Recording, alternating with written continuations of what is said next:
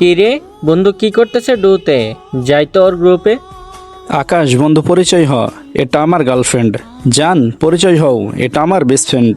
তোর girlfriend? High আপু। Hello আকাশ ভাইয়া। জান আই লাভ ইউ জান।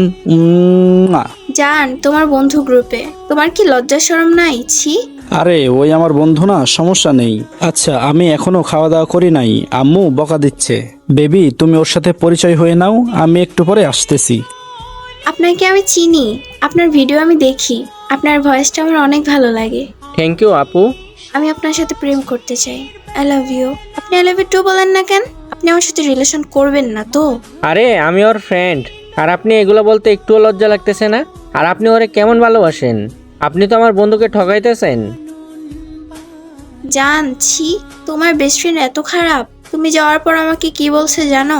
আমাকে নাকি তার ভালো লাগছে, আবার বলছে আমি যদি এগুলো তোমাকে বইলা দেই তাহলে তোমাকে নাকি বলবে আমি অনেক ছেলের সাথে রিলেশন করি। আর তোমার বেস্ট ফ্রেন্ড যা বলে তুমি নাকি তাই বিশ্বাস করো। তোরে বন্ধু না ভাই ভাবতাম আমি, আর তুই কিনা আমার গার্লফ্রেন্ডের সাথে এরকম করলি।